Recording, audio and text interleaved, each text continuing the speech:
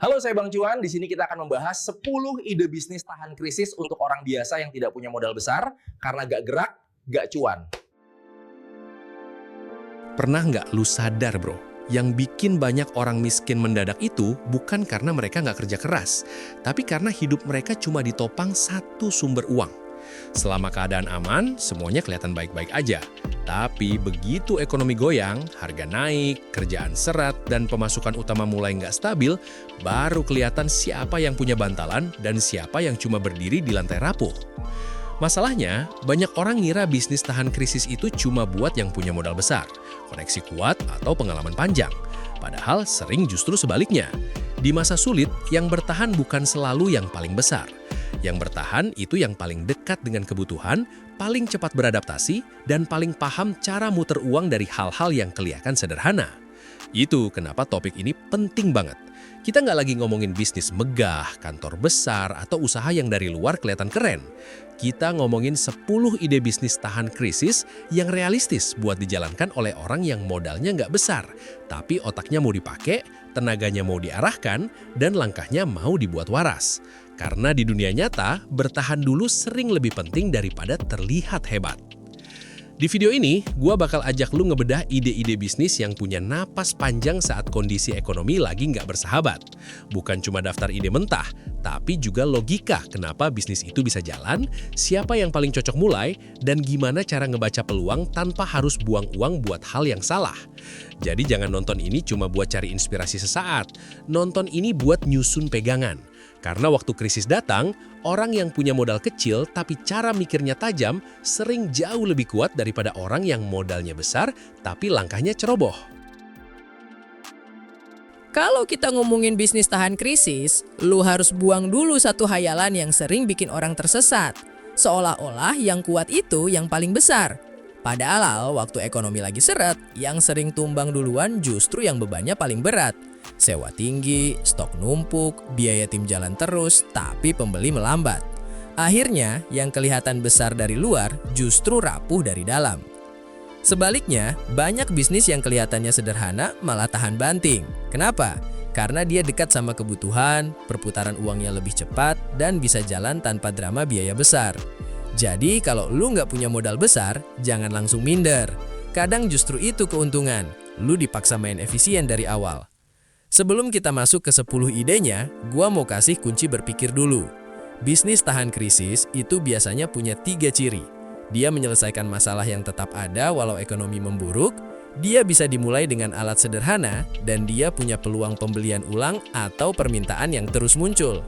Artinya, jangan cari bisnis yang cuma menarik waktu orang lagi seneng belanja. Cari bisnis yang tetap relevan waktu orang mulai ngerem pengeluaran. Karena di masa krisis, uang nggak hilang. Uang cuma pindah ke hal yang paling dibutuhkan, paling hemat, dan paling masuk akal buat dibayar. Ide pertama yang paling kuat adalah jualan makanan praktis berbasis kebutuhan harian. Bukan makanan yang heboh buat konten seminggu lalu sepi, tapi makanan yang memang dibeli karena orang butuh makan cepat, hemat, dan gak ribet. Contohnya bisa lauk rumahan, frozen food sederhana, sarapan pagi, camilan isi ulang, atau minuman literan buat keluarga. Kenapa ini tahan? Karena orang boleh nunda beli barang lain, tapi mereka tetap harus makan. Dan saat kondisi makin sempit, mereka malah cari opsi yang lebih efisien. Di sini banyak pemula salah langkah. Mereka merasa harus punya banyak menu supaya kelihatan niat. Padahal makin banyak menu di awal, makin besar peluang lo capek sendiri, stok kebuang, dan kualitas nggak stabil. Yang lebih cerdas justru mulai dari 1-3 produk yang paling gampang dijaga konsistensinya. Lo bayangin kayak buka payung waktu hujan. Orang nggak peduli payung lo punya 5 warna atau 1 warna. Yang mereka butuh itu sederhana, bisa dipakai dan bikin mereka aman. Bisnis makanan praktis juga begitu. Menangnya bukan di variasi dulu, tapi di fungsi yang jelas. Ide kedua adalah jasa berbasis skill sederhana dari rumah. Ini sering diremehkan karena kelihatannya cuma jasa kecil. Padahal justru model ini salah satu yang paling aman buat yang modal uangnya tipis. Karena yang lo jual bukan stok, yang lo jual itu kemampuan. Misalnya desain poster promo, edit video pendek, bantu balas chat toko online, jasa pengetikan, bikin CV, foto produk, sampai bantu upload barang ke marketplace. Banyak orang merasa skill mereka terlalu biasa buat dijual. Padahal pasar sering nggak cari orang yang paling hebat. Pasar cari orang yang paling berguna dan paling bisa diandalkan. Lo harus lihat skill dengan cara yang berbeda. Sesuatu yang terasa biasa buat lo bisa jadi solusi besar buat orang lain. Kalau lo terbiasa bikin presentasi rapi, itu nilai. Kalau lo cepat balas chat dan rapi ngatur admin, itu nilai. Kalau lo bisa bikin konten jualan terlihat lebih meyakinkan, itu juga nilai. Masalahnya, banyak orang keburu minder sebelum tes pasar. Mereka nunggu jago dulu, padahal pasar justru tempat lo bertumbuh. Selama lo jujur soal kemampuan, hasil kerja lo rapi, dan lo bisa dipercaya, peluang lo buat dapat klien itu nyata. Ide ketiga adalah reseller atau pre-order kebutuhan rutin. Ini cocok buat yang belum siap bikin produk sendiri, tapi pengen mulai muter uang. Dan ini penting bro, lu nggak harus jadi produsen dulu buat mulai dapat pemasukan. Kadang yang paling cepat cuan justru jadi penghubung antara barang yang dibutuhkan dan pembeli yang butuh akses gampang. Yang dicari di sini bukan barang paling viral. Yang dicari adalah barang yang repeat ordernya masuk akal. Produk kebersihan, kebutuhan dapur, perlengkapan bayi, camilan isi ulang, alat tulis, atau kebutuhan kos. Barang-barang kayak gini kelihatannya biasa, tapi justru kekuatannya di situ. Dia dibeli bukan karena hype, dia dibeli karena kepakai. Dan dalam krisis, bisnis yang dibeli karena kepakai itu jauh lebih kuat daripada bisnis yang dibeli karena pengen. Orang bisa nahan keinginan, tapi mereka lebih susah nahan kebutuhan. Itu kenapa reseller kebutuhan rutin bisa jadi benteng yang underrated banget. Tapi ingat, kalau lu masuk ke model reseller, jangan langsung stok banyak. Itu kesalahan klasik. Banyak pemula terlalu semangat, beli barang numpuk, lalu baru sadar perputaran uangnya lambat. Main aman dulu, gunakan sistem pre-order, stok tipis, atau titip jual. Tujuan awal lu bukan terlihat besar. Tujuan awal lu adalah ngerti pola beli. Ide keempat adalah jasa perbaikan, perawatan, atau bantuan praktis yang bikin orang hemat pengeluaran. Di masa krisis, satu pola belanja berubah besar. Orang lebih milih memperbaiki daripada beli baru. Ini celah yang sangat kuat. Kalau lu punya kemampuan servis ringan, jahit sederhana, poles sepatu, cuci motor panggilan, bersihin AC, rapihin rumah kos, atau bahkan jasa bantu pasang dan beresin barang, ini punya potensi jalan terus. Kenapa? Karena orang tetap punya barang, dan saat ekonomi seret, mereka lebih sayang buat buang lalu beli pengganti. Logikanya sederhana, saat dompet lagi dijaga, orang lebih suka memperpanjang umur barang. Jadi bisnis yang bantu mereka hemat sering punya daya tahan lebih besar. Lu nggak harus jadi teknisi kelas dewa buat mulai. Kadang justru jasa kecil yang cepat, jujur, dan rapi lebih dicari daripada yang kelihatannya canggih tapi ribet. Dari 4 ide pertama ini, lu harus mulai lihat polanya. Yang kuat bukan yang paling keren dilihat orang. Yang kuat justru yang paling dekat dengan kebutuhan sehari-hari, paling mungkin diulang, dan paling ringan buat dimulai. Dan itu kabar baik buat siapapun yang modalnya belum besar. Di bagian selanjutnya, gue bakal lanjut ke ide ke-5 sampai ke-10. Plus kenapa beberapa bisnis kelihatan menjanjikan, tapi justru bahaya waktu ekonomi seret. Dan di mana ngebedain bisnis yang benar-benar tahan krisis dari yang cuma kelihatan sibuk di permukaan. Sekarang kita masuk ke bagian yang lebih dalam bro. Karena di titik ini, banyak orang mulai salah paham. Mereka lihat judul bisnis tahan krisis, lalu mikir, berarti gue harus cari bisnis yang bisa meledak besar saat ekonomi jelek. Padahal logikanya bukan itu. Bisnis tahan krisis bukan bisnis yang harus kelihatan heroik. Bisnis tahan krisis itu bisnis yang tetap dicari waktu orang mulai ngerem pengeluaran, lebih hati-hati dan cuma mau bayar hal yang benar-benar terasa gunanya. Jadi kita lanjut ke ide ke-5, jasa dukungan digital untuk usaha kecil. Ini salah satu model yang makin kuat karena jumlah pelaku usaha kecil banyak, tapi nggak semuanya punya tim buat ngurus konten, chat, katalog, dan upload produk. Di Indonesia sendiri, UMKM masih menyumbang lebih dari 60% PDB nasional, menyerap hampir 97% tenaga kerja, dan jumlahnya sudah lebih dari 64 juta unit usaha. Itu artinya pasar usaha kecilnya besar banget, dan banyak dari mereka butuh bantuan operasional yang simple tapi penting. Nah, disinilah peluang lu masuk. Lu nggak harus jadi agensi besar. Lu bisa mulai dari jasa edit video pendek, desain promo sederhana, admin chat, upload katalog, bikin caption, atau rapihin tampilan toko online. Kelihatannya receh, tapi justru di masa sulit, banyak usaha lebih milih bayar per tugas daripada menggaji orang tetap. Itu yang bikin model ini tahan. Gue kasih hitungan gampang. Misalnya lu pegang 2 klien admin chat masing-masing 700.000 sebulan, berarti 1,4 juta. Lalu lu ambil 10 desain promo per bulan dengan harga 40.000. Itu 400.000, total 1,8 juta. Belum bikin kaya raya, tapi cukup jadi mesin kecil yang realistis. Dan yang paling penting, lu bisa mulai dari HP atau laptop yang udah ada. Ide keenam, reseller atau bundling kebutuhan rumah tangga yang repeat ordernya jelas. Ini bukan soal jual barang viral, ini soal jual hal yang tetap dipakai. Produk kebersihan, kebutuhan dapur, perlengkapan mandi, alat cuci, kebutuhan bayi, atau paket hemat kebutuhan bulanan. Kenapa ini kuat? Karena di masa ekonomi ketat, orang nggak berhenti belanja. Mereka cuma pindah ke belanja yang lebih rasional. Lu harus lihat psikologi uangnya. Waktu orang lagi takut kondisi ekonomi memburuk, mereka lebih suka beli yang bikin hidup tetap jalan dengan keputusan yang lebih simpel. Jadi kalau lu bisa datang bukan sekedar bawa barang, tapi bawa struktur belanja yang lebih praktis, lu punya nilai lebih. Orang capek mikir, kalau lu bantu mereka hemat waktu dan tenaga, itu laku. Misalnya, lu bikin paket kebutuhan cuci rumah isi sabun cuci, pewangi, spons, dan cairan pembersih. Katakan modal totalnya Rp48.000, lu jual Rp60.000. Margin kotor Rp12.000. Kalau seminggu laku 25 paket, berarti Rp300.000. Sebulan kira-kira Rp1,2 juta margin kotor. Lagi-lagi, bukan angka yang bikin orang kagum, tapi justru model kayak gini yang sering bertahan karena repeat ordernya masuk akal. Ide ketujuh, jasa perawatan dan servis ringan. Ini yang sering kalah keren di mata pemula, padahal logikanya kuat banget. Saat kondisi ekonomi seret, orang lebih sering memperpanjang umur barang daripada beli baru. Itu sebabnya jasa servis kecil, perawatan rumah, laundry skala rumahan, cuci motor panggilan, jahit sederhana, poles sepatu, sampai servis alat rumah tangga ringan bisa tetap dicari. Ini nyambung ke pola inflasi juga. Data BPS menunjukkan inflasi tahunan Indonesia pada November 2025 ada di 2,72%. Kedengarannya angka doang, tapi yang dirasakan orang sehari-hari itu tekanan biaya hidup yang numpuk dari banyak sisi. Di situ orang jadi lebih rasional.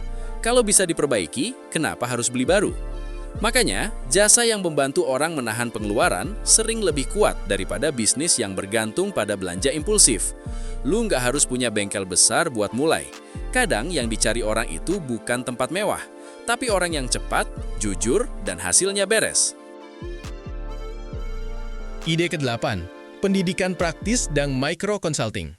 Jangan bayangin kelas formal yang ribet. Yang gua maksud itu skill yang bisa bantu orang menghasilkan uang, dapat kerja, atau memperbaiki usahanya.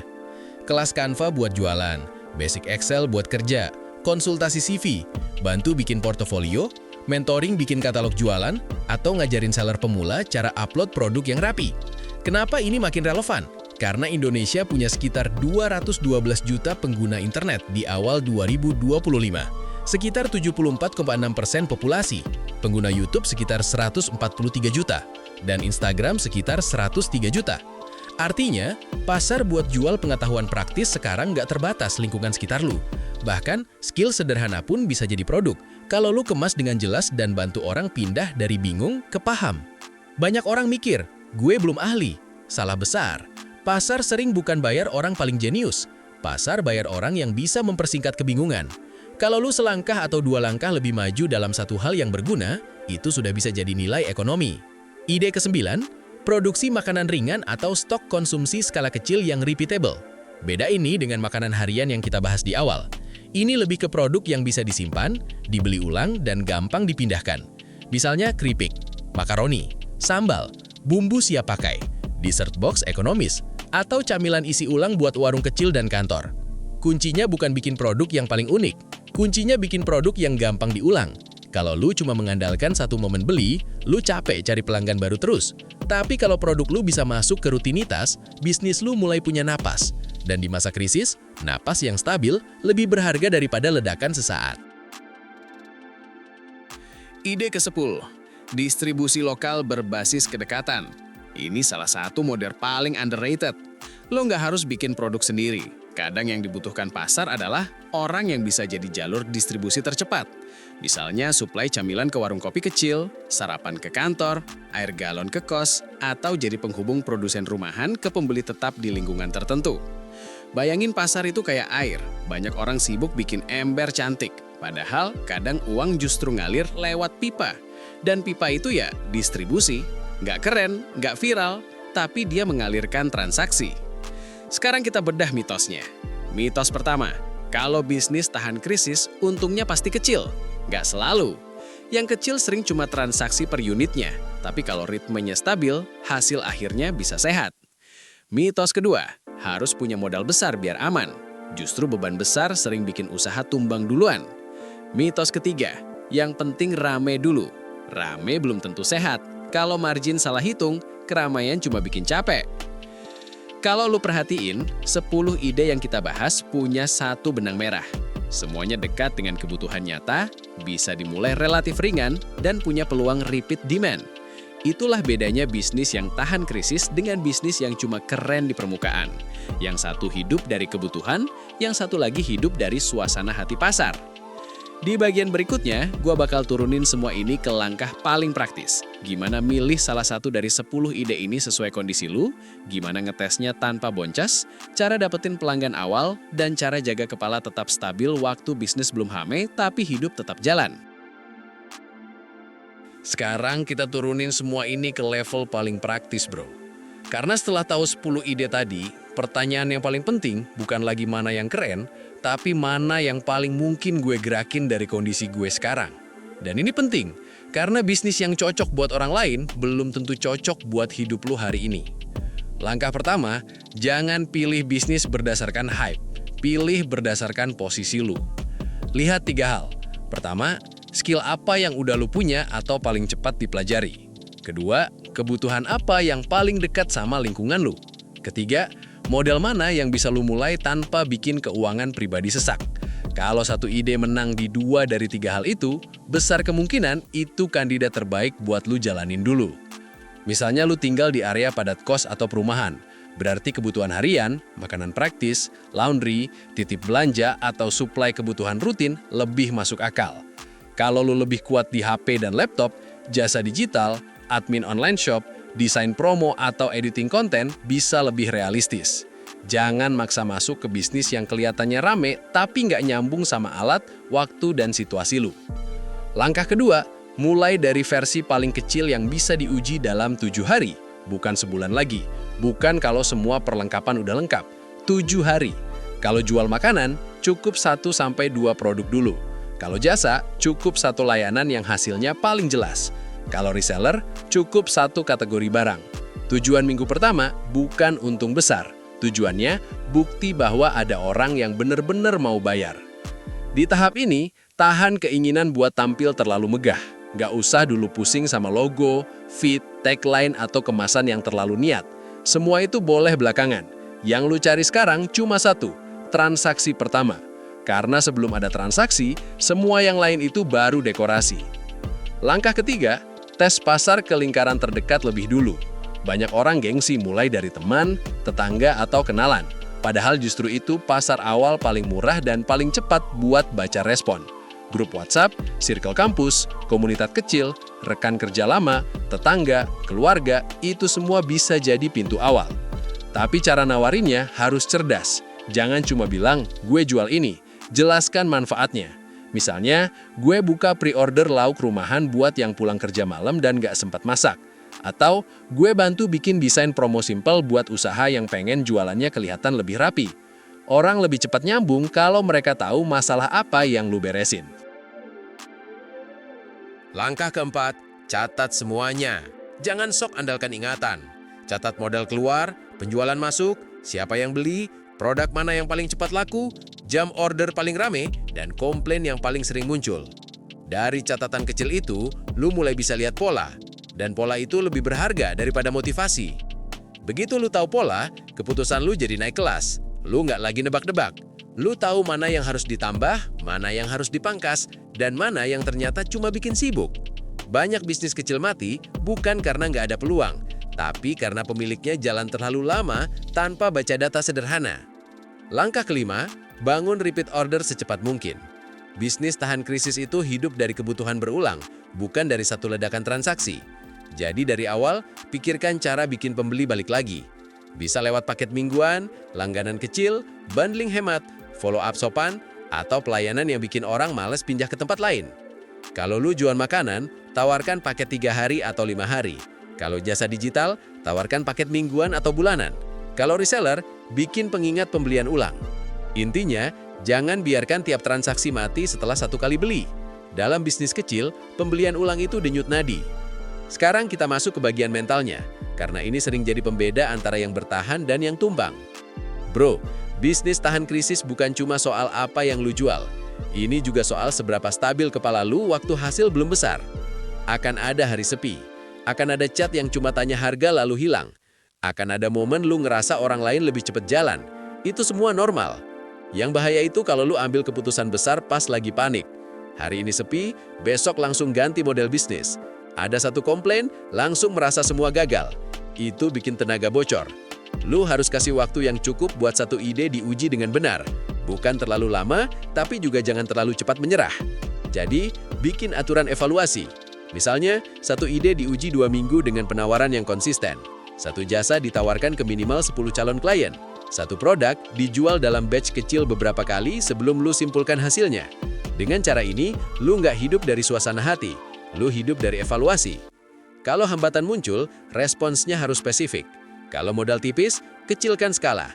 Kalau pembeli sepi, perbaiki penawaran atau target pasar. Kalau capek, sederhanakan proses. Banyak orang menyerah bukan karena ide bisnisnya salah, tapi karena sistem yang mereka bangun terlalu berat buat dijalani sendiri. Dan kalau lu jalanin ini dengan disiplin, manfaatnya bukan cuma pemasukan tambahan. Lu dapat sesuatu yang lebih mahal, rasa kendali. Saat ekonomi bikin banyak orang bingung, lu punya pegangan. Saat orang lain cuma mengeluh harga naik, lu punya mesin kecil yang masih bisa digerakkan. Itu bukan cuma keuntungan finansial, itu ketenangan. Jadi gini bro, di masa krisis, yang paling berharga itu bukan kelihatan sibuk. Yang paling berharga adalah punya sumber uang yang tetap relevan saat orang lain mulai ngerem pengeluaran. Dan dari 10 ide yang kita bahas, benang merahnya jelas. Bisnis yang tahan bukan yang paling heboh, tapi yang paling dekat dengan kebutuhan, paling ringan dijalankan, dan paling mungkin dibeli berulang. Kita udah lihat bahwa modal besar bukan syarat utama buat mulai. Yang lebih penting justru cara baca masalah, cara pilih model yang realistis, dan cara gerak yang nggak ngawur. Makanan praktis, jasa skill ringan, reseller kebutuhan rutin, servis kecil, dukungan digital, bundling kebutuhan, pendidikan praktis, sampai distribusi lokal, semua itu bukan sekedar ide. Itu senjata bertahan buat orang yang mau main waras. Kalau ada satu hal yang harus lu ingat, itu ini. Krisis memang bikin banyak pintu tertutup, tapi dia juga buka mata buat lihat pintu yang selama ini diabaikan. Uang gak benar-benar hilang. Uang cuma pindah ke tangan orang yang paling peka baca kebutuhan dan paling siap jadi solusi. Jadi jangan kecil hati kalau modal lu belum besar. Kadang yang bikin orang bangkit bukan uang banyak, tapi arah yang tepat.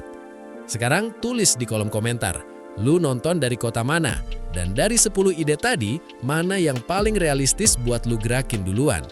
Kalau video ini ngebantu cara pikir lu, share ke temen lu yang lagi nyari pegangan di tengah ekonomi yang gak pasti. Karena kadang, satu ide yang tepat bisa jadi pembeda antara ikut tenggelam atau mulai berenang ke arah yang benar.